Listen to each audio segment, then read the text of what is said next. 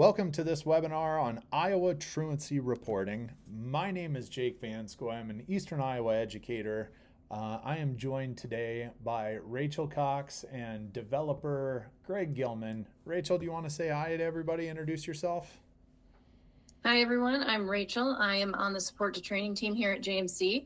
I live in Fergus Falls, Minnesota.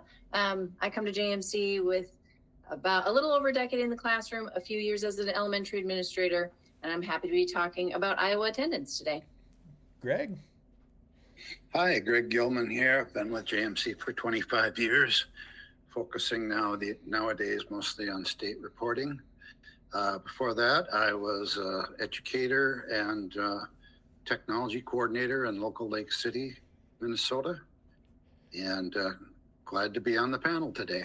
I know folks are eagerly anticipating this guidance on Iowa truancy reporting in JMC. So we're here to unleash JMC's new period attendance settings and for a threshold report that will help Iowa schools comply with Senate File 2435, which requires schools to take action based on student non-exempt absences. With these newest innovations, schools are able to accurately code and track attendance and identify students who meet the non-exempt absence thresholds, aiding schools in determining when engagement meetings or reporting to county attorneys may be necessary. So we're going to jump right in and show you kind of a high-level view of the different pieces that we're talking about, and then we'll show you individually how to do each of these pieces. So starting with understanding new period attendance settings and reports. So, Iowa attendance and chronic absenteeism laws require specific action from schools based on a student's rate of non-exempt absences. And JMC's developed handy tools to help schools identify legally truant students. In the period attendance module, simply code your school's existing absence reasons if they meet exemption criteria, and update attendance records as part of your daily operations to maintain accurate data. Then run absence reports as needed to identify students who are at risk or are meeting truancy thresholds.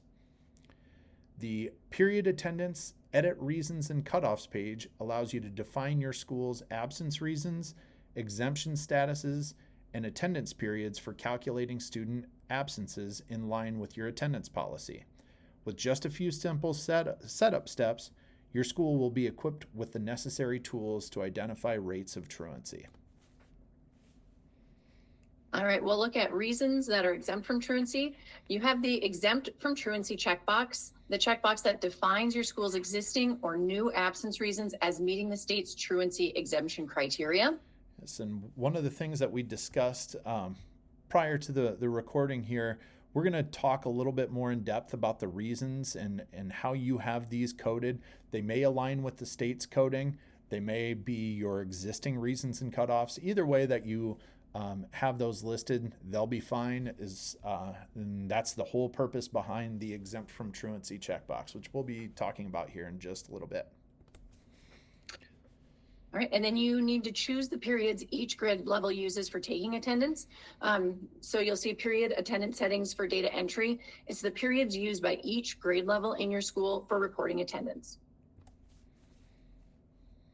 And then you can run for a threshold report.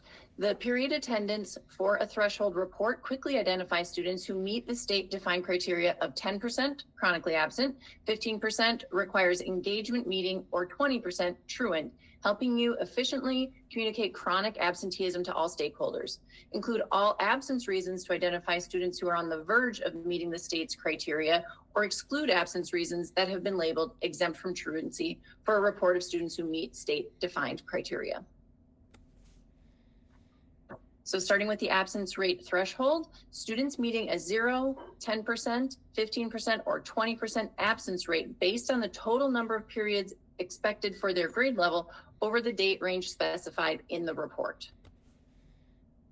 And then you'll choose the day from and day to.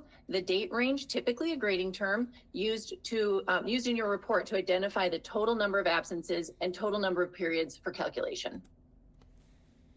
And then you can view those term dates using the quick link to the left of your screen. You've got a quick link to help you easily identify common grading terms that can be used as date ranges in those day from and day to boxes.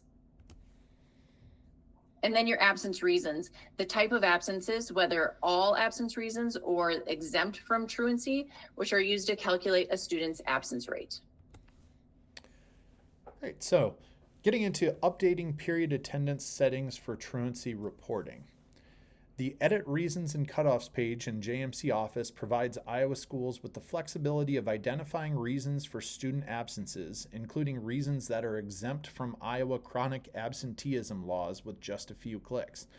It's important to note, we know the state of Iowa has issued some guidance as to how your absences should be coded.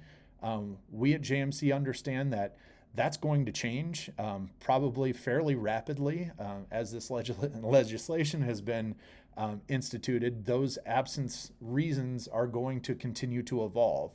And rather than recoding all of your existing absence reasons, we have a way that you can mark your current absences as meeting that state criteria. If you've changed to the state's absence reasons, that's no big deal at all. You just need them coded properly with that this checkbox that we're going to talk about here in just a second.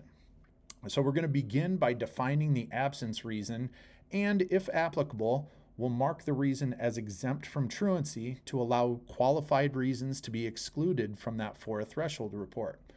Then we're going to specify which periods are used for attendance reporting for each grade level in your school, ensuring accuracy in calculating absence rates, regardless of the frequency with which different grade levels report attendance.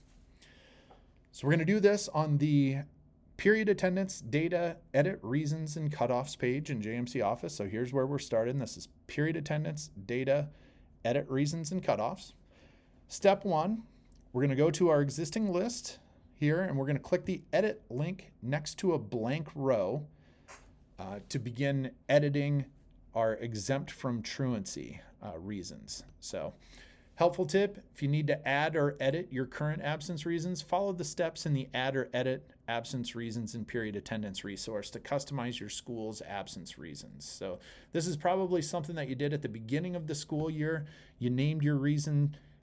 If you've already used some reasons throughout the school year, you're not going to be able to name that reason or rename that reason. So the only thing that you're going to be able to edit would be this exempt from truancy checkbox. So you'll click the edit link next to a reason. You'll place a check mark in the exempt from truancy checkbox to identify the absence reason as meeting the state's truancy exemption criteria. So you're going to notice, like in my example here, I have a number of reasons, and we're going to talk through this during the live look, but for example, sick. Now that's my reason for absence. It's been my reason for the last 30 years. I need to decide, is this reason exempt from truancy? Does it meet the state's criteria? You know what the state's criteria is. You have the state guidelines or the guidance to go off of. That's just where you would make that determining factor. Step 3, you click the update link to save your changes or click the cancel link to discard them. Once you've established the reasons and whether or not they are exempt, you're going to establish your period attendance settings for data entry as it relates to the for threshold report. So we're going to stay on that same page. We're on the period attendance data edit reasons and cutoffs page. On the right-hand side, in the bottom right-hand corner, you're going to notice a list of grade levels. Step 1, we're going to click the edit link next to a grade level in the period attendance settings section to set attendance periods for the selected grade level. Just briefly, kind of a reason for this is we know that there are several buildings that are all housed in JMC under one building. So you might have your elementary and your middle school, high school, all as a part of the same building. We know that you have to report half day and full day attendance for state reporting. So some of your elementary schools, they only take attendance one time a day. So we have the AM, PM designations for our lower level elementary courses that might not change periods on a daily basis. What we really need to get to the bottom of right here are the number of periods each grade level has for their attendance taking. So More than likely, what you have up top is going to match what you have on the bottom right here. You simply place a check mark next to each of the periods in that multi-select drop-down list to define the periods your school uses for taking attendance for the specified grade level.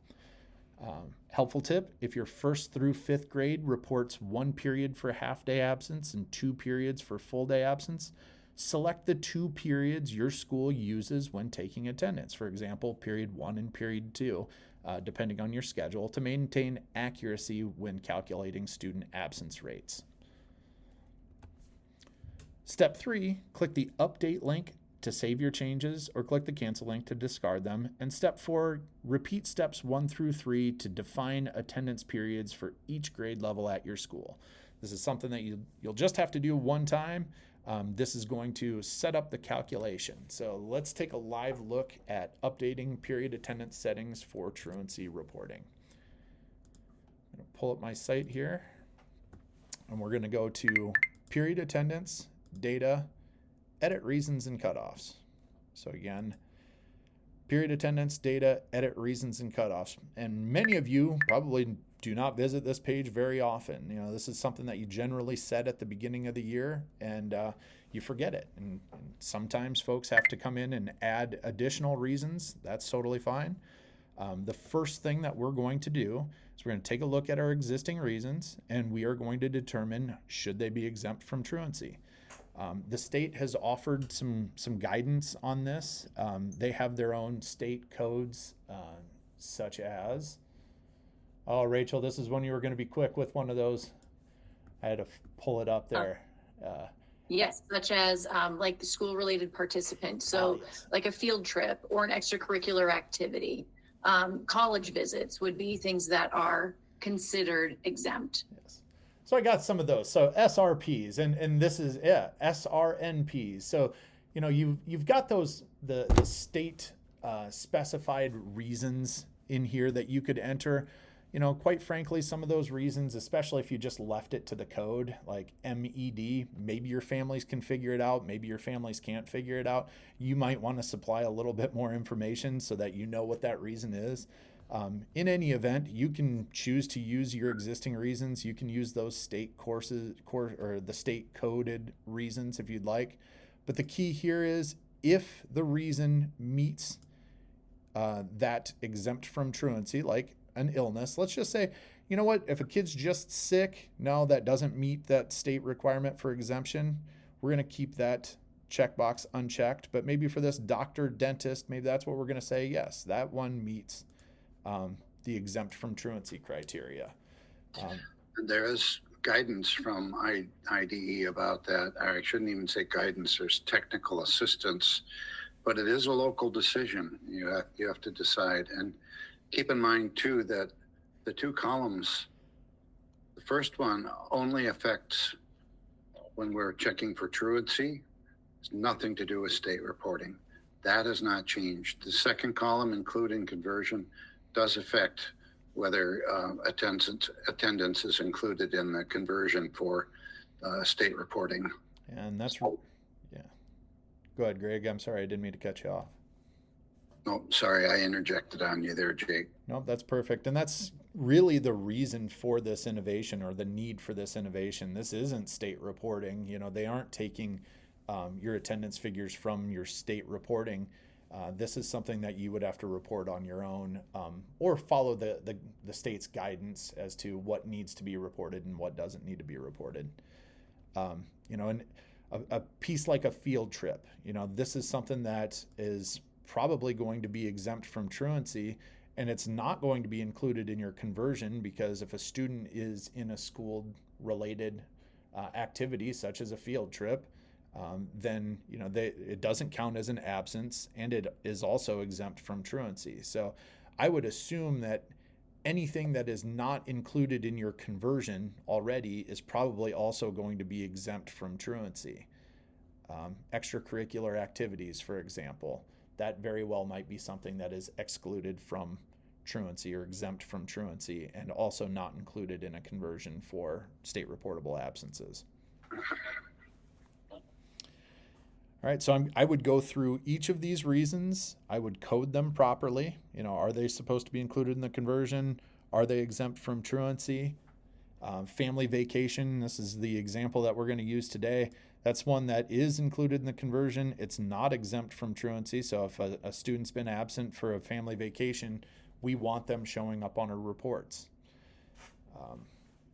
Second piece to this puzzle over here in the bottom right-hand corner, these are the periods that we report for our attendance. So many of your elementaries will probably only report periods 1 and 2 for absence. I would imagine it's 1 and 2, but if it's something different like period 1 and 5 for some reason, you would select the periods 1 and 5 from the drop-down list. I think 90%, if not more, are going to fit into that. Hey, we take attendance for periods 1 and 2.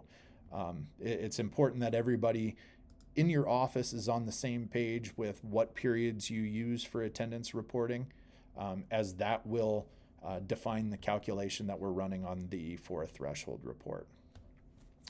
Greg, anything I'm missing on this page that you'd like to chat about? No, I think you hit the highlights there. Thanks. All right. So let's get into this report that's going to make your lives so much easier. This is the for a threshold report. So the for a threshold report in the period attendance module in JMC Office helps identify students who have reached a state-defined absence rate threshold within a specified date range. So you can select the threshold and date range to generate a list of students whose period absences exceed the chosen threshold. This report enables your school to proactively address attendance concerns and maintain compliance with state truancy laws.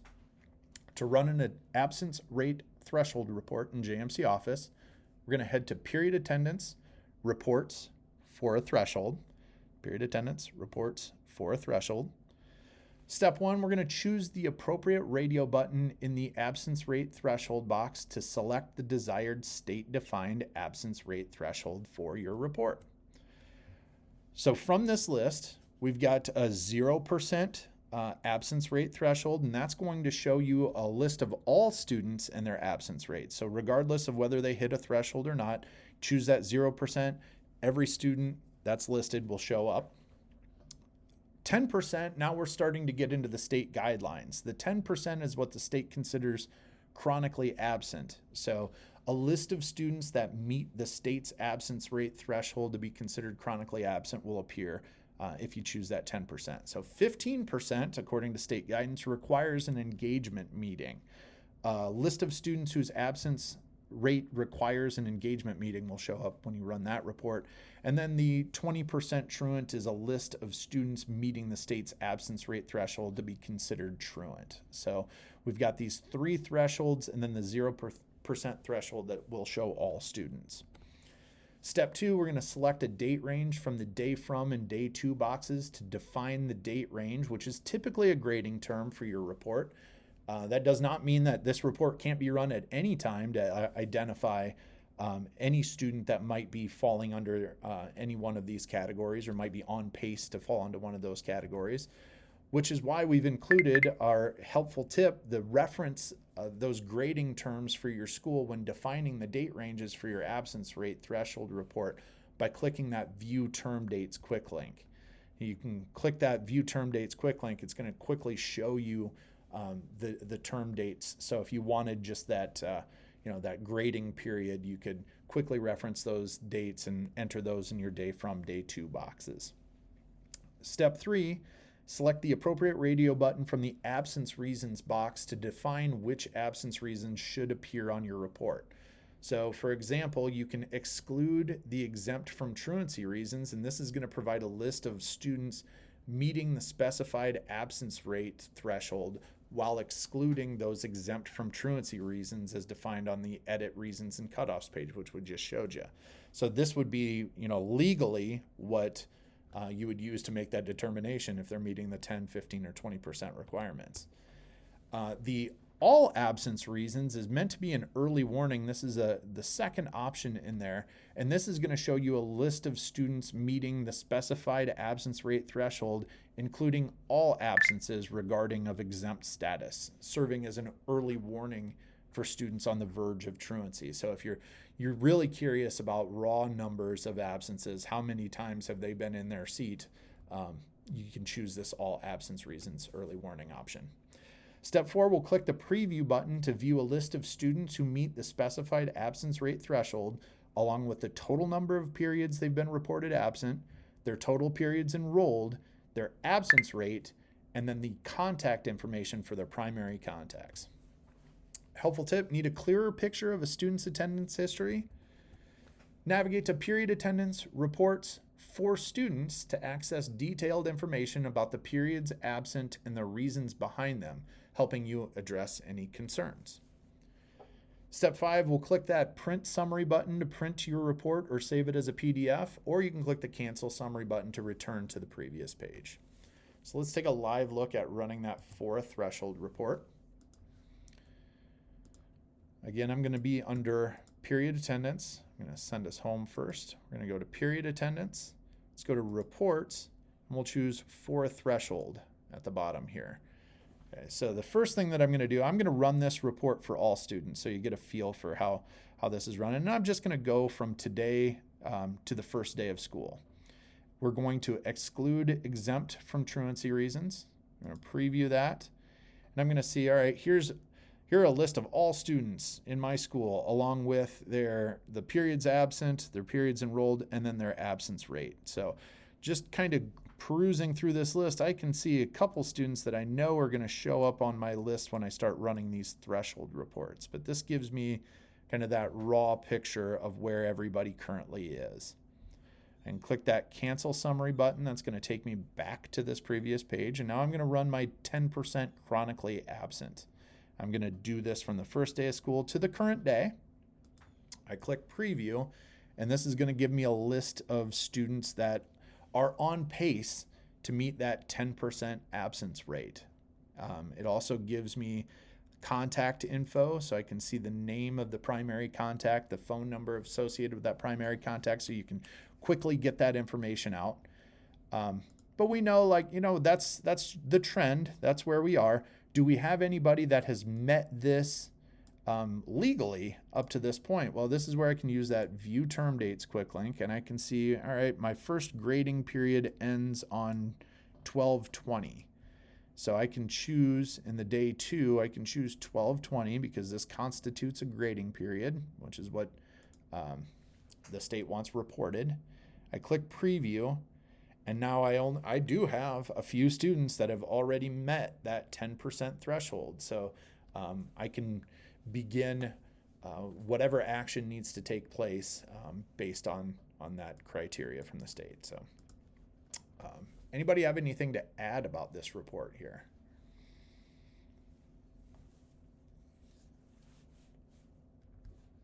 No, sorry, I did like looking ahead at that full grading term because it can seem a little alarming when you're looking at a smaller sample size of days, but just keeping a perspective of the bigger picture of the whole grading term. And I know that was a big conversation that we had. If you ran this 10% for a threshold report the first week of school, if a kid was gone one day, if you had a bunch of kids gone one day, they're all going to appear on that report, which you're right, is going to be alarming. I think the state's recommendation is it needs to be reported as of a grading period. So by my understanding, this could be a quarter, it could be a trimester, it could be a semester. You might need to talk to your attorney to find out when they want to receive those notifications from you. So, Greg, anything further to add about this report? The only thing I can think of is how often do you run it, and when do you start running it in a term? I think that there really isn't anything written in the law about that either. Those will have to be local decisions. Yep. And again, you can run this whenever you'd like to try to keep your fingers on the pulse of student absences. So wonderful, excellent. And that's really all there is to it in JMC. If you need further assistance, if you need help setting up your period attendance for truancy reporting, if you need any help running that for a threshold report, our support and training specialists are just a few clicks away. We'd invite you to email training@jmcinc.com with any questions to let them know that this video has been sent your way, so we can set up a meeting and maybe assist you or answer any of your questions any further. Getting into some JMC news and upcoming events.